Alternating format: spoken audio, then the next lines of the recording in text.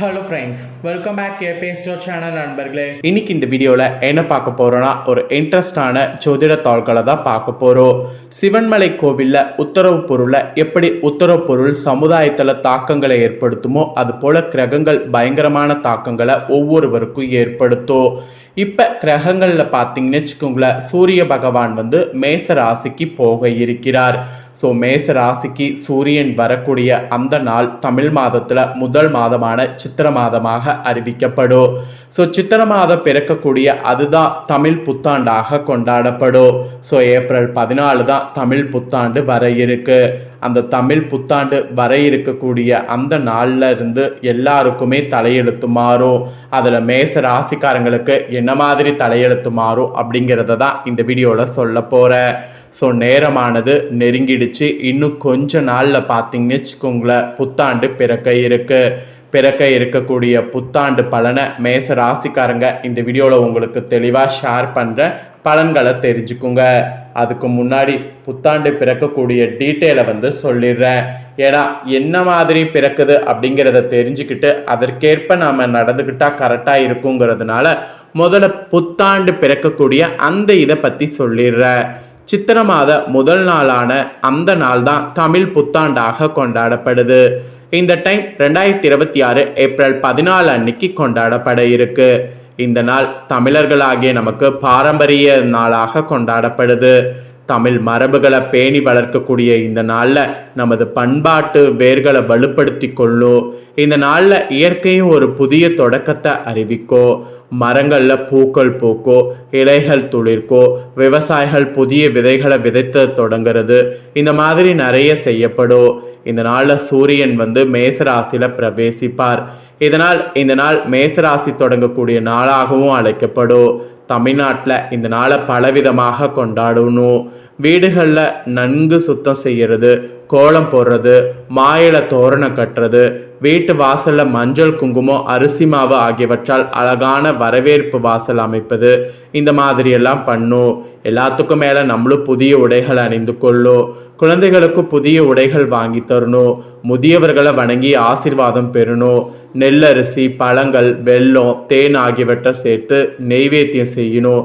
இதோடு விசிறி, கண்ணாடி, பூக்கள், பழங்கள், நகைகள் ஆகியவற்றை காட்டி நம்ம கனி எனப்படக்கூடிய அலங்காரத்தை வீட்டு பூஜையில் செய்யணும். இந்த கனியை முதல்ல கடவுளுக்கு சமர்ப்பிக்கணும். பின்னர் குடும்ப உறுப்பினர்கள் எல்லோரும் பார்க்கணும். இந்த நாளில் இன்னொன்று என்னென்னா, பாரம்பரியமான உணவுகளான மாங்காய் பச்சடி, நீர்மோர், புளிப்பு, இனிப்பு, உப்பு, கசப்பு, காரம், துவர்ப்பு ஆகிய அறுசுவைகளை கலந்த மாதிரி நாம் உணவுகளை தயார் பண்ணும். இந்த அறுசுவைகளுமே வாழ்க்கையில் வரக்கூடிய ஏற்ற இறக்கங்களை அங்கீகரிப்பதை குறிக்கும். அப்புறம் தமிழ் இலக்கியங்களை இந்த நாளில் படிக்கணும். புதிய புத்தகங்களை வாங்கணும். கோவில்களுக்கு சென்று வழிபாடு செய்யணும். தானம் செய்யணும். ஏழைகளுக்கு உணவு வழங்கணும். உறவினர்கள், நண்பர்களை சந்தித்து புத்தாண்டு வாழ்த்துக்களை பரிமாறிக்கொள்ளணும். இந்த நாளில் எதை முதல்ல பார்க்குறோமோ அது இந்த ஆண்டு முழுவதும் நமக்கு நன்மை தரும் என்று நம்புவாங்க. அதனால் காலை எழுந்ததும் தாய் தந்தையரை வணங்கி ஆசீர்வாதம் பெறுங்க. பின்னர் இறைவனை வழிபாடு செய்யுங்க. நல்ல விஷயங்களை முதல்ல பார்க்க முயற்சி பண்ணுங்க. இந்த நாளில் புதிய முயற்சிகளை தொடங்கி புதிய வியாபாரம், புதிய வேலை, புதிய வீடு ஆகிய புதிய காரியங்களுக்கு இந்த நாள் சிறந்ததாக கருதப்படுது. இவ்வளோ தூரம் இந்த நாளை சொல்கிறேன்னா அப்போ இந்த நாள் எந்த அளவுக்கு சிறப்பான நாள் அப்படிங்கிறத தெரிஞ்சுக்குங்க. இப்பேற்பட்ட இந்த தமிழ் புத்தாண்டு உங்கள் ராசிக்காரங்களுக்கு என்ன பலனை கொடுக்குங்கிறத வாங்க பார்க்கலாம். உற்சாகமான மேச ராசினருக்கு இனிய தமிழ் புத்தாண்டு நல்வாழ்த்துக்கள். பிறக்கக்கூடிய 2026 தமிழ் புத்தாண்டு மேச ராசினருக்கு லாபத்தை ஏற்படுத்தி தரக்கூடிய ஆண்டாக அமைய போகிறது. இந்த ஆண்டில் கிரக நிலவரங்கள் உங்கள் ராசிக்கு மிக சாதகமாக இருப்பதால் உற்சாகமும் தன்னம்பிக்கையும் அதிகரிக்கும். வாழ்க்கையை நடத்துவதில் நிலவிய சங்கடங்கள் அகலோ. உங்களுடைய முயற்சிகள் வெற்றி வாய்ப்பையே அள்ளித்தரும். சில சங்கடங்கள் வந்தாலும் அவற்றை உங்கள் திறமையால் சரி செய்தீங்கன்னா முன்னேற்றங்கிறது உங்களுக்கு அடைய முடியும். 2026 ஆண்டு தமிழாண்டு துவக்கத்தில் உங்கள் ராசிக்கு 3ஆம் இடமான வெற்றி ஸ்தானத்தில் குரு பகவான் சஞ்சரிக்க போகிறார்.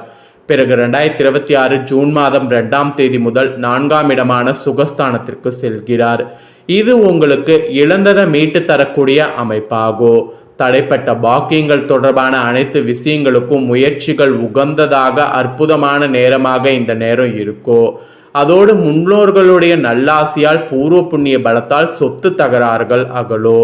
திருமணம், குழந்தை பாக்கியோ, வீடு, வாகனம் என அவரவர் வயதிற்கேற்ற சுப பலன்கள் இந்த டைம் உங்களுக்கு உண்டாகும். பங்கு சந்தை ஆதாயம் உண்டாகும். உடல் ஆரோக்கியமும் உங்களுக்கு அதிகரிக்கும். வேலை தேடுபவர்களுக்கு நல்ல கம்பெனியில் வேலை கூட பார்த்தீங்கன்னு வச்சுக்கோங்களேன் கிடைக்கும். சிலருக்கெல்லாம் அரசு உத்தியோக வாய்ப்பு தானாக தேடி வரும். பொருளாதாரத்தில் நிலவிய சிக்கல்கள், சிரமங்கள் விலகி பொருள் வரவு அதிகரிக்கும். வார கடன்கள் கூட இந்த தமிழ் வருடம் பிறந்ததுக்கு பின்னாடி வசூலாகும். கடன் சுமை முற்றிலும் குறையோ. அடமான பொருட்களை மீட்கக்கூடிய சந்தர்ப்பம் அமையோ. மெயினாக சொத்துக்கள் சேர்க்கை அதிகமாகும். வாடகை வருமானம் தரக்கூடிய சொத்துக்கள் சேரோ. சொத்துக்களுடைய மதிப்பு உயரோ. ஆரோக்கியத்தில் கூட நிலவிய பாதிப்புகள் அகலோ. திருமணம், குழந்தை பாக்கியத்தில் நிலவிய தடைகள் அகலோ. பெண்களுக்கு கூட தாய் வழியில சொத்துக்கள், பணம், நகைகள் கிடைக்க வாய்ப்பு இருக்கு. இந்த மாதிரி நிறைய உங்களுக்கு பணம் சேரக்கூடிய ஆண்டாக இந்த தமிழ் வருடம் இருக்க போகிறது. அதுக்கப்புறமா 2026 ஆண்டு தமிழ் வருடம் முழுவதும் சனி பகவான் உங்க ராசிக்கு 12ஆம் இடமான விரயஸ்தானத்துல நின்று விரய சனியாக பலன் தருவார்.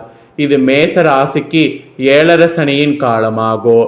தடைகள் தகரக்கூடிய வாரம் வரும்.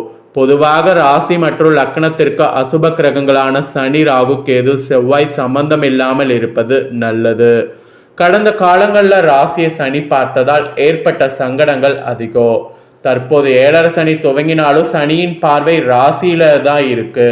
ஸோ பதிந்த காலத்தில் ஏற்பட்ட துன்பத்தோடு ஒப்பிட்டால் எதுவும் நடக்காதது போல் இருக்கும். எனவே மனதை அலட்டாம நேர்மையோடு நியாயத்தோடு செய்யக்கூடிய அனைத்து முயற்சிகளும் வெற்றியடையோ. தடைகளும் உங்களுக்கு தகரும். அதனால நான் சொன்ன மாதிரி நியாயத்தோடு நேர்மையோடு எந்த ஒரு செயலாக இருந்தாலும் செய்யுங்க. இதுவரை இருந்து வந்த சகோதர சகோதரிகள் இவங்க வகையில் பார்த்தீங்கன்னு வச்சுக்கோங்களேன், பிணக்குகள்லாம் இருந்தால் அதெல்லாம் உங்களுக்கு மறையோ. அதெல்லாம் இருந்த இடம் தெரியாமல் மறையோ. நல்ல வரன்கள் தேடி வரும். அப்புறம் வாழக்கலையை உணர்ந்த உங்களை எந்த வினையும் பாதிக்காது. அதாவது நீங்கள் வாழக்கூடிய கவலையெல்லாம் இருந்ததில் அந்த கவலை எல்லாமே மாறப்போகுது. அனைத்து செயல்லையும் நிதானம் மற்றும் பொறுமை மட்டும் மிக முக்கியம். நேர்மறையான எண்ணங்களை இந்த வருடம் வளர்த்து கொள்ள வேண்டும். மாணவர்கள் கூட அதிக கவனத்தோடு படிக்க வேண்டும். பள்ளி கல்லூரி படிப்பில் அப்போதான் முன்னேற்றமான சூழ்நிலை புதிய வருடம் உங்களுக்கு உண்டாகும். அப்புறம் இந்த 2026 தமிழ் புத்தாண்டுலேருந்து துவக்கத்தில் பார்த்தீங்கன்னு வச்சுக்கோங்களேன், பூர்வ புண்ணிய ஸ்தானத்தில் கேது பகவானும் லாபஸ்தானத்தில் ராகு பகவானும் சஞ்சரிப்பார். ஸோ சஞ்சரிக்கக்கூடிய அவங்களால நிறைய மாற்றங்கள் உங்களுக்கு ஏற்படும். ஸோ ராகு பகவான் ஆண்டு முழுவதும் உங்களுக்கு தேவையான பொருளாதாரத்தை வழங்க காத்திருக்கிறார். பாதியில் அரைகுறையாக நின்ற அனைத்து பணிகளும் இனி துரிதமாகும். அண்ணன் தம்பதிகளுக்குள் ஏற்பட்ட கருத்து வேறுபாடுகள் நீங்கும். திட்டமிட்டபடி எந்த ஒரு விஷயம் செய்தாலும் பாக பிரிவினைகள் சுமூகமாகும். தொழில் சார்ந்த வெற்றிகள் தேடி வரும். அதோடு பார்த்தீங்கன்னு வச்சுக்கோங்களேன், பிறவி கடன் மற்றும் பொருள் கடனிலிருந்து விடுபடுவீங்க. பெயர், புகழ், அந்தஸ்து, கடவுள் நம்பிக்கை அதிகரிக்கும். உத்தியோகத்தில் விரும்பிய மாற்றங்களும் உங்களுக்கு உண்டாகும். பூர்வீகத்தில் புதிய அசையா சொத்துக்கள் வாங்கக்கூடிய வாய்ப்பு உண்டாகும். சில பிள்ளைகள் கல்விக்காக விடுதிக்கு செல்வீங்க.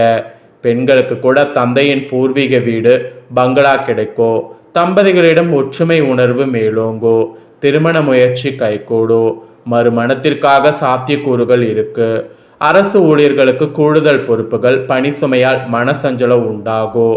பெண்களுக்கு ஆரோக்கிய குறைபாடு அகலும். ஸோ உங்கள் ராசிக்கு இந்த தமிழ் புத்தாண்டு வருடம் பிறந்ததுக்கு அப்புறம் பலன்கள்னு பார்த்தீங்கன்னா இதெல்லாம் தாங்க கிடைக்க போகுது. ஸோ கிடைக்கக்கூடிய பலனை தெளிவாக உங்களுக்கு ஷேர் பண்ணிட்டேன். ஷேர் பண்ணதை தெரிஞ்சிருப்பீங்க. தெரிஞ்சதுக்கேற்ப நடந்து பயன்பெறுங்க. இந்த முக்கியமான தாள்களை நீங்கள் பார்த்தது போல் உங்கள் ஃப்ரெண்ட்ஸ் ஃபேமிலியில் இருக்கிறவங்களும் பார்க்கணும். அவங்களும் கண்டிப்பாக மேச ராசிக்காரங்களாக இருந்தாங்கன்னா தமிழ் வருடம் பிறக்கக்கூடிய பலன்களை முழுசாக இந்த வீடியோவில் தெரிஞ்சு இதற்கேற்ப நடந்து பலன் பெறணும். இதே போல் புதிய அப்டேட்டான நிறைய வீடியோ நம்ம சேனலில் போடப்படும். அதை எல்லாமே உடனுக்குடனே தெரிந்து கொள்ள மறக்காமல் நம்ம சேனலை சப்ஸ்கிரைப் பண்ணுங்கள். கூட பெல் பண்ண ப்ரெஸ் பண்ணுங்கள். ஃபர்ஸ்ட் டைம் பார்க்குறவங்க சப்ஸ்கிரைப் பண்ணி பெல் பண்ண ப்ரெஸ் பண்ணிட்டீங்கன்னா இனி நான் போகிற மற்ற அப்டேட்டான எல்லா வீடியோஸும் உடனுக்குடனே தெரிந்து கொள்ளலாம். ஸோ மறக்காமல் பண்ணுங்கள். நெக்ஸ்ட் இதே போல் சுவாரஸ்யமாக வேறொரு வீடியோவில் உங்களை சந்திக்கிறேன். கண்டிப்பாக சப்ஸ்கிரைப் பண்ணி சப்போர்ட் பண்ணுங்கள். நன்றி, வணக்கம்.